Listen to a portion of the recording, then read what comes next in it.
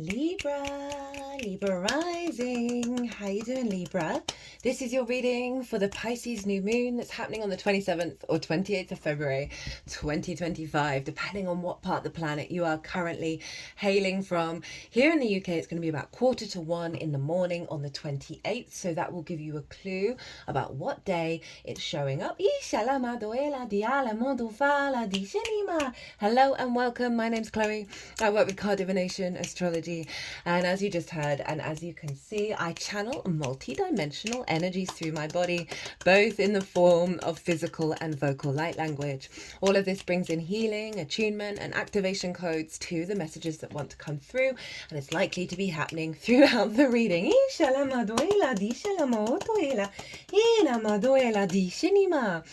let me just say, this is not an eclipse. Yes, it's a Pisces new moon, and the North Node is in Pisces, and the nodes are where the eclipse cycles are, but this is at 9 degrees and 40 minutes, and the North Node is over at 27 degrees. So even though they're in the same sign, they're not close to each other, so it's not an actual eclipse. That will be the Virgo full moon, will be the first one to kick off eclipse season. But it is working with the North Node energy, but it's not quite as dramatic as the eclipse is, although it's a very, very powerful new moon. We've got a stellium up in the sign of Pisces, got the Sun and the Moon, Ceres, Saturn, Mercury, Neptune, North Node, big powerhouse energy. Now, I've done a collective reading for this new moon, and that's where I've broken down the astrology in way more detail of how all the celestial bodies are talking to each other at the exact moment, right? And tapped into the energy of that. What's the most integrated and expansive intention of that new moon? That's all over in the collective reading. I pulled lots of collective tarot as well for each of the bits of the chart. So if you want a deeper understanding of this moon, pause this video, go watch the collective reading, and then come back to see how it applies to the Libra area of your chart, because it acts as a baseline for the all 12 sign series. So I'll read for the rising signs. So for those of you who do not have Libra in the first house, look to the house it does fall in your natal chart. Look to the themes of that house, and you want to apply those themes along with all the other meaning you've got going on in the sign of Libra to the messages that come through. It will be as if that Libra energy, wherever it falls in your natal chart, has now energetically moved to the first house. So the astrology I'm going to talk about for the rising sign will always still link in. You've just got to add on your own natal chart meaning on top of it. For example, I've got Libra in the third house, so to apply the themes of the third, and I've got the asteroid Juno there, so I'd apply the meaning of Juno as well to these messages. As always, take what resonates, leave what doesn't. Now, before I kick off on the astrology, and I'm only going to be mentioning the house that this is showing up in and the ruler of Pisces and what's going on with the ruler. Everything else is in the collective reading. There's a lot of astrology going on. But before I start, I'm going to let you know I'm doing something differently for regulars. Hi, I'm not shuffling for jumpers, which is what I usually do. With this North Node in Pisces, I'm really exploring lots of different forms of divination, i.e. communication with source, in order to learn to trust every form, everything we do, everything that's going on, that it's in direct alignment with source. So I'm playing around with different forms of divination. I'm using this new deck. It is a non-Rider-Waite-Smith deck, and it's the first time I have... Why are you not... What are you focusing on over there? There we go. And it's the first time I've ever used a non-Rider-Waite-Smith deck as a main deck for these readings. And they've got a lot of beautiful fairy tale images. They're very imaginative, they're very evocative of that more Piscean water energy, and I'm really enjoying using this deck. It's been quite profound and quite wild in the synchronicities in every single sign. And you're the last air sign. I've just got the 3 fire signs left to do. So I'm going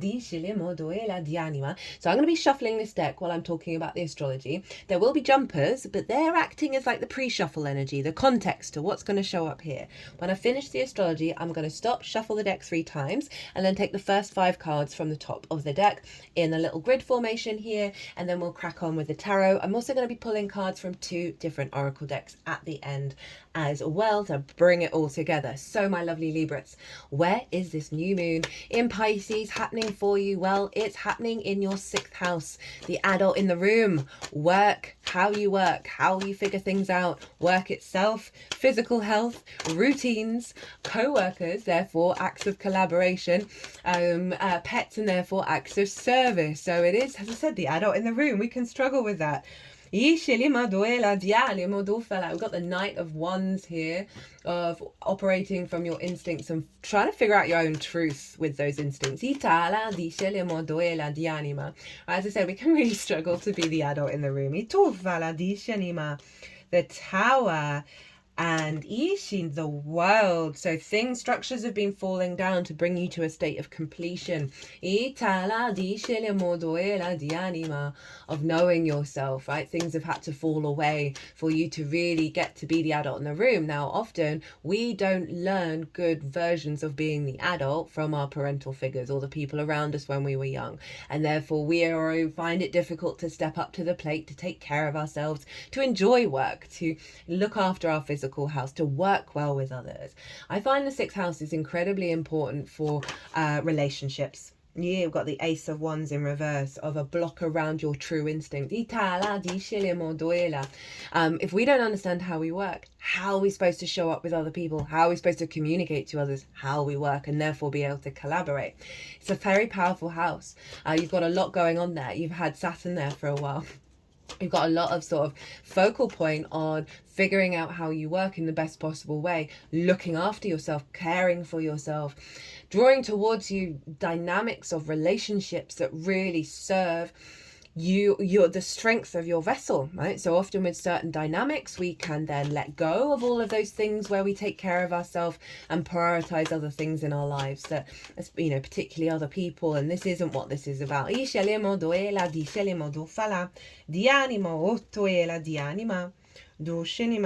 of Swords. Yeah, letting go of that. To awaken your Queen of Wands, Queen of Pentacles, the instinct for you to create in the world and support yourself and nourish yourself. So,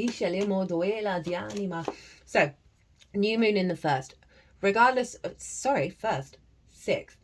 Any new moon, it's really great to change your bed linen on the day of the new moon and then sleep in fresh new energy. That's across the board. I've been saying that to everybody. But a new moon in the 6th, you can set new intentions around elevating you being the adult in the room, elevating the way that you work, elevating your capacity to get that routine in, to look after your physical body, to work well with others. Some of you might want to get pets. You might feel very instinctively drawn to get a pet, right? Especially with the North Node there as well. That happened for the person that I live with who had the North Node in Aries in her 6th house. We ended up getting pets. And so there may be a drive for that kind of companionship, right? That sense of co-creating with something in your life. So those are great intentions to set around that, to get more inspiration, more energy, more intuitive flow with that Piscean energy of the way that you work. Really trusting in your intuition can be a great thing to set an intention with Pisces being in the 6th. Trusting in that intuition to guide you to perhaps a form of work that really suits you, right? A form of understanding that really suits you. It may be a change of job. It may be a change of how you're engaging with co-workers, right? Sometimes there can be a lot of drama at work, right? And it's whether we engage in it. And sometimes groupthink, especially with that Piscean energy, because it's the ocean. It doesn't really have any boundaries.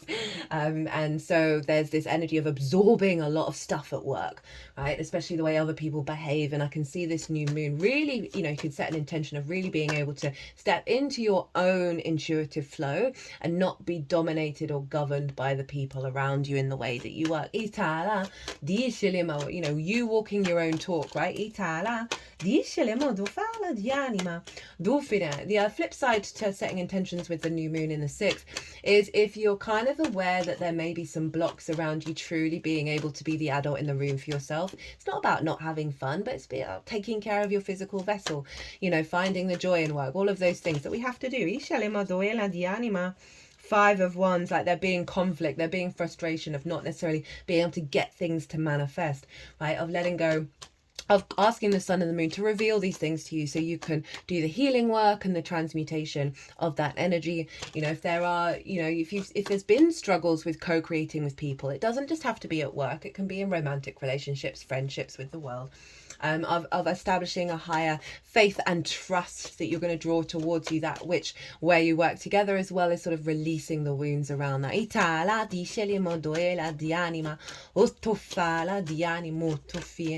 Finding, you know, if say we may have a physical ailment at the moment, a new moon in the 6th can be really good to set an intention to say, hey, can you send me clues and signs about where to go with this and how to solve this? You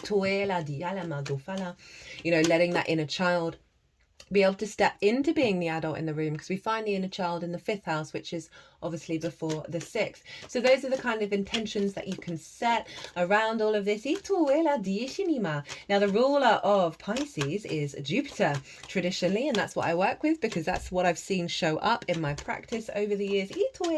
I only apply things that I see work.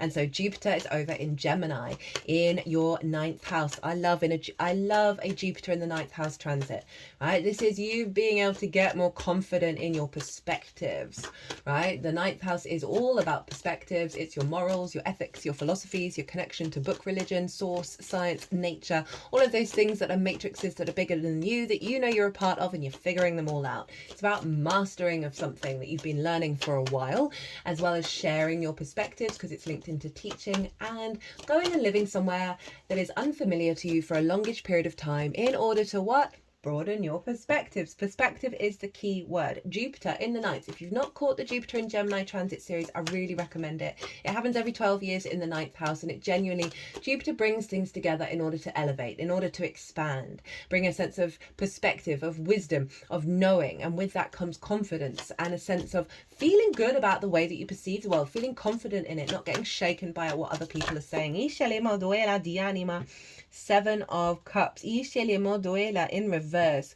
This card is particularly about letting go of shadow aspects and really being open to that process, but it's blocked, which is saying that there's something that's being cleared out to allow you to let go of a lot of bigger collective perspectives that have blocked how you walk your own path, how you perceive your world, and not be conformed by the outside world.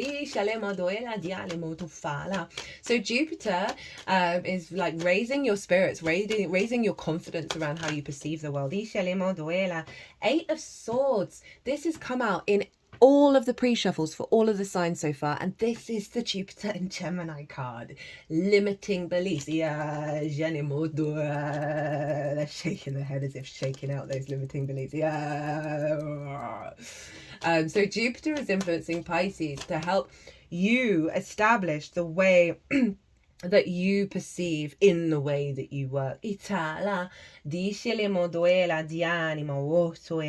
Got the 5 of Cups, letting go of grief, and the 7 of Swords, being able to find your magical kingdom, find the castle in the sky, and not be bound by the density of the way other people work, the way you're like conforming to the more denser frequencies. There's something about a uplifting of your frequency that's allowing those perspectives, that Gemini energy, to feed into the way that you work, allow you to adapt and change and be in a flow state that's in alignment with who you are, Libra, and not what your co-workers think, and not what your sort of the authority, if you work with people, or just like the family members, whatever it is that they say, oh, you've got to work in a certain way, you've got to do things in a certain way. This is about you walking your own path. And it's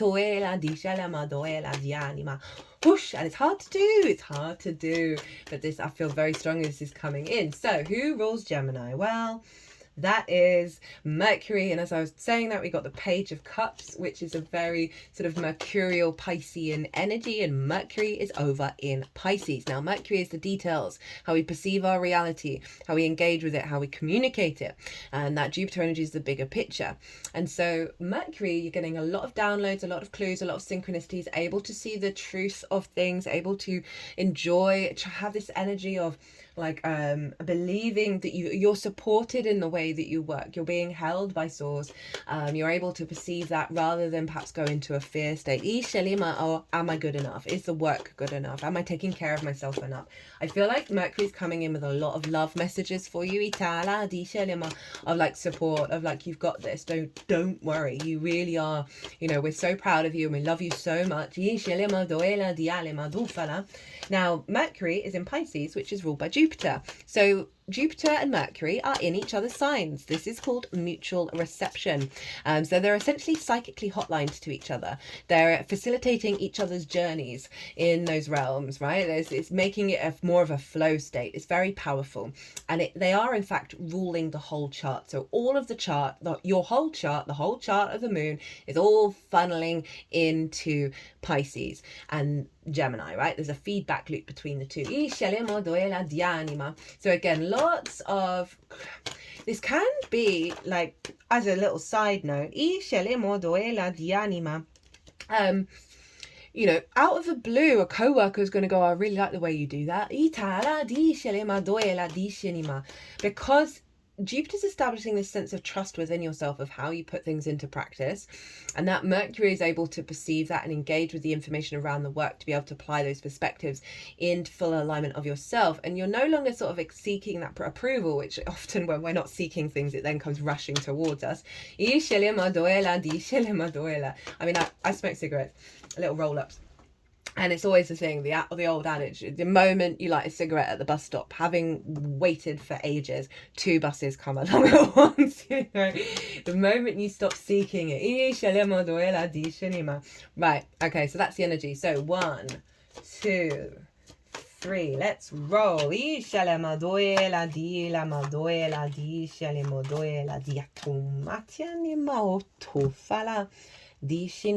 got 5 cards here. At the center is the core intention of this moon, right? The activation code that's coming in with this new moon. And the intention of the unfolding over the next 6 months for you, my lovely Libras. Here is what's being closed out in the lead up to the new moon. It doesn't have to be negative. It's just part of a cycle that you're done with, and you're now moving into new territory. We've got the root energy of the core intention, the crown energy, as well as how to work with this, right? What to embody over the next 6 months. How can you co-create with this at its highest level? Right, okay, so what's the core energy for you? We have, yes, get in. Dinah, this is the King of Pentacles. I love this deck so much. This is the John Bauer Tarot. And I really love this energy. Right, this feels like, you know, talking a lot about you getting back into your frequency, your perspective of how you do things. So it's this very sort of clarity of who you are and not being conditioned by the grown-ups anymore, right? And it's not, I'm not saying you're not a grown-up, but those kind of, we lose a lot of our innocence. We lose a lot of the truth of who we are as we grow, as we get jaded, as we certain things are said to us, certain experiences, and we kind of forget what our true essence is. And this feels like a re-remembering of that, and being able to put that into practice as you create in the world, as you get some stability, the sense of maturity and sovereignty of the King of Pentacles in the way that you are, in the way that you work, and the way that you take care of yourself. You know, I talked about the inner child, right? So often we neglect ourselves. We're not the adult in the room because of things in our early years. And this feels like a real strength of energy coming in. That you're now open to the bounty of that frequency that's allowing you to step in to be the adult in the room for yourself at a higher level, right? And also not be contained by the expectations of those around you. I feel like this figure is saying, you go your way and I'm going to go my way. And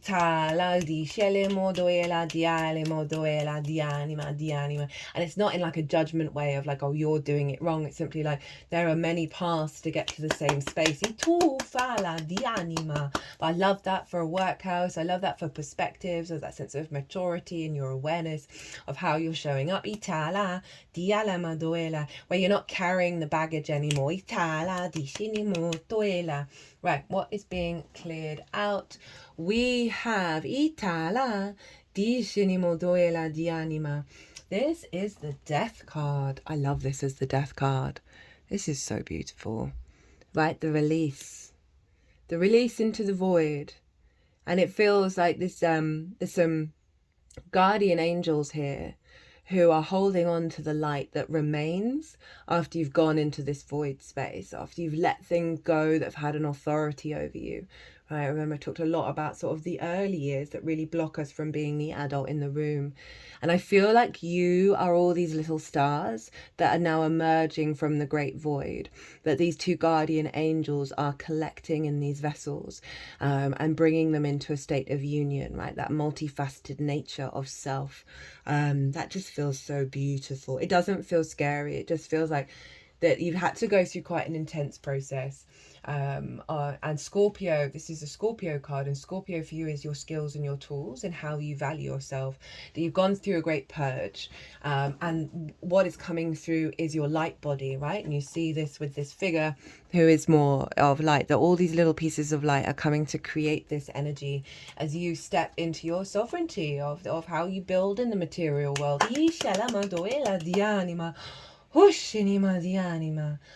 I feel very serene with that Death card. I feel like that all needed to happen, that all needed to be done, and that I've felt the need to say the lightness of being, the lightness of the body, in a lot of the signs of this Piscean energy with the Gemini, which is very light, very, very curious, very open, very playful.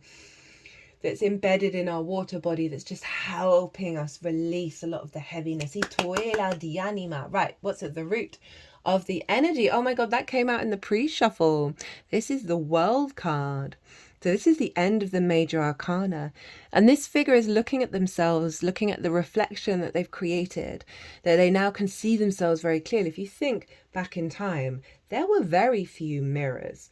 And the best mirror would be a pool of water. And we think of Pisces as water. And this is your capacity to see yourself very clearly, to see the truth of who you are and what you're capable of bringing to the table, right? What you're capable of creating. There's no one else in this image.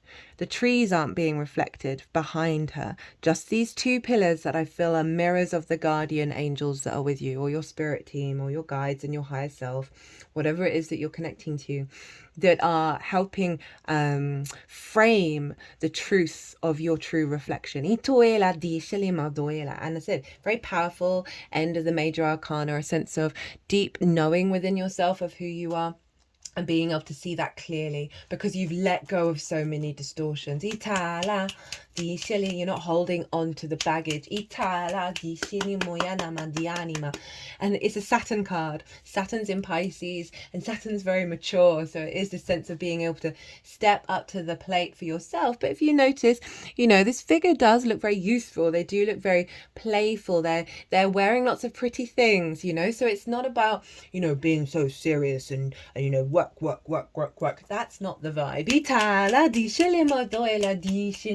Those are very sort of superficial stereotypes, right? We're capable of embodying all things. At the crown, we have the Knight of Wands, and this was actually the first card that came out in the pre-shuffle. This is a card that came up. Who did this come up for? As I said, there's been repeating cards from every sign in every other sign. It's been quite wild. Now, I really like this. This is you in your truth, right? In the blue. And you are there's very straight energy here. You are in command of yourself. You are moving through the dense forest, but you do not look bothered. And again, there's a lightness here around you, right? The world can be difficult. Navigating the world of work, and navigating the world of being the adult can feel very overwhelming, very sort of stress orientated. And because you've got your truth around you, right, which is sort of the similar color that is here in this this dress, this sense of the clarity of your own truth, that it's like this figure can't even see that this forest is here. Then it's not affecting them. It's like you're very much in your own reality. We think of the intuition of the blue, of the water, guiding you through the sort of the density of being the adult in the room, right? The mortgages, the work, and all of those things. that is can have us be swamped and stressed, and that figure just doesn't feel stressed at all. It's just, it knows its own truth, it's able to embody that and keep moving forwards. And again, those perspectives that Jupiter's bringing in, right? This perspective that is meaning you're not so entangled with the external world, that's allowing you to work, to embody the way that you work with your own truth, your own perspective. Right, okay, how to work with this energy. We have the Page of Swords, new ideas, new ways of thinking. Oh, I love it. I've not seen this card properly yet. They're holding a violin. They are playing their own tune, but they're also looking to the window where the light is streaming in. And you see this here. This tiny little dot, it looks like a little orb, right? And this figure is in awe of this little orb, of what's it going to say to me? What inspiration is it going to bring that I'm going to then play with my fiddle? This feels like co-creation with Source. Be open to the messages. Be open to the co-creation, right? Be open to playing different tunes, different frequencies that may feel unfamiliar to you in this moment, but are actually inherently always within you. Be open and curious to new ways of being. And when I say new, as I just said, they are just ways that are always within you. Yeah, it's the synchronicities, it's the kind of the weirdness and wildness of the world, and allow yourself to vibrate at that frequency and play that melody. See work, see, I know this is hard to do, see work, see taking care of yourself as a rhythm, as a flow of life is a beautiful melody on which your vessel is then able to vibrate at a higher frequency because you're taking care of the more of the denser aspects of incarnation. Just the one. Diana, sorry, just got two cards came out from that oracle deck, and we're doing just one from here. Diana,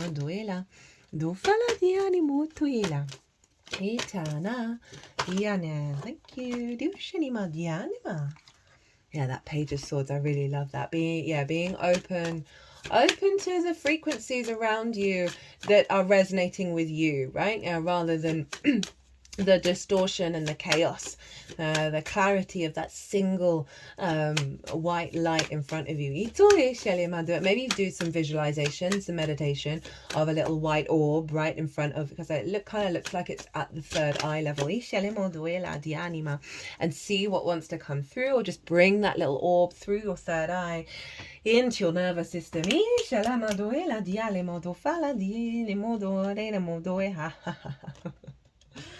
Oh my god, the synchronicities have been wild. Just so wild. So I'm just chuckling because I've just read what the Rainbow Brainskull card's about. Okay. Forever and wherever you will go, the choice is always yours to vibrate high or vibrate low. I mean, that really is just summing up.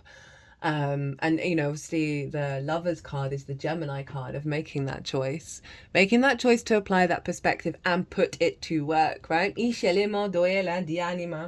outside world can be unpredictable, but how you react to a situation is always your choice. This is what true freedom is. And I feel like it's gone over the Death card, which I feel like it's helped let go of the things that kept us choosing the low vibrations. You've got a lot of clarity of truth here with the blues. This figure is very determined. This figure can see themselves clearly, can see that very clear, high, not quite high resolution, but you understand what I mean, that crisp, clear pool of water, and the truth that comes from that capacity to be able to see clearly now, right? The releasing of the baggage and following the clues of the light body.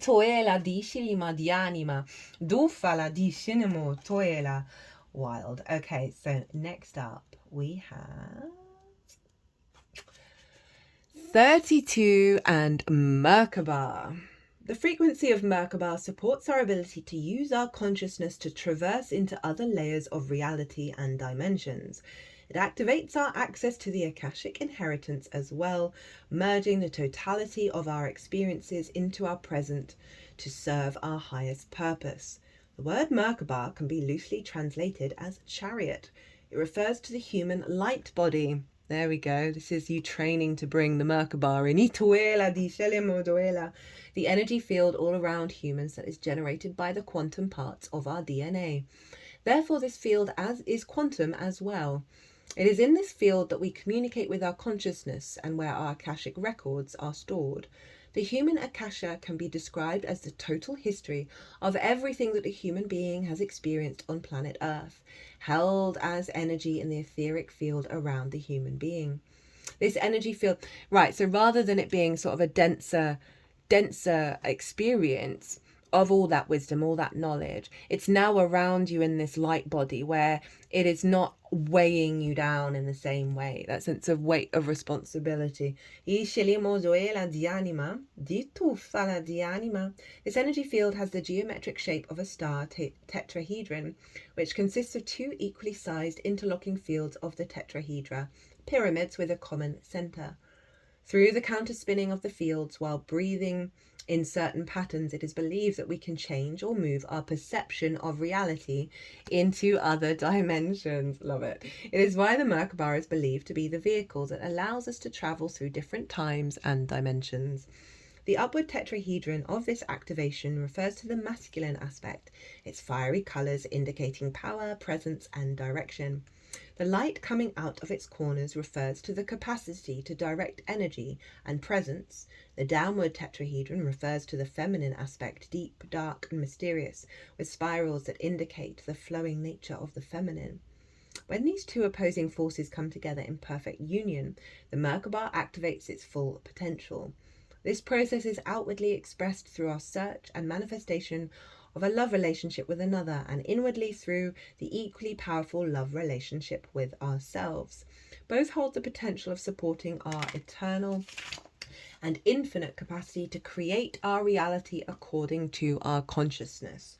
The arrowhead patterns refers to our ancient past, as well as our alien and off-planet connection to other realities.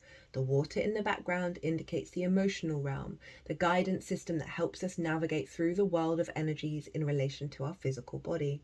The green and turquoise indicate our heart-based truth, and the surrounding square represents the physical world in which our reality is based. Try this. Close your eyes and move your awareness away from your body. Can you feel the space around it? Now forget about your body. Forget that you have one. Think of no body, no thing, no place, and no time. Open your focus and allow your conscious mind to get out of the way. Linger in this place often and see how this changes your perception of your daily life. Ooh, big reorientation. Also, Merkaba is very protective.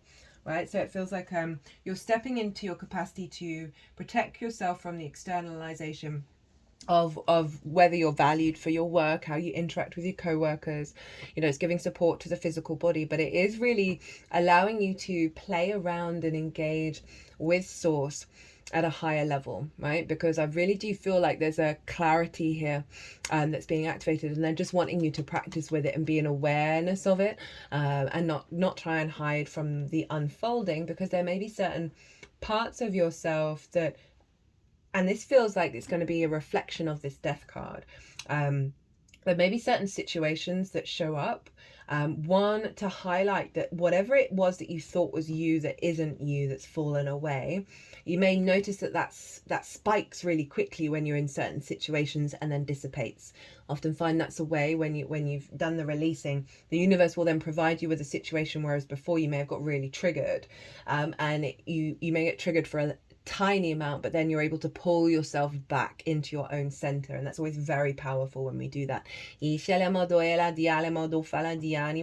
they're just wanting to pick up this sort of it's called a Shaman's Dream crystal. You can see different worlds in it, and they really wanted to put it on that little orb of you being able to just see the bigger dream beyond the limitations.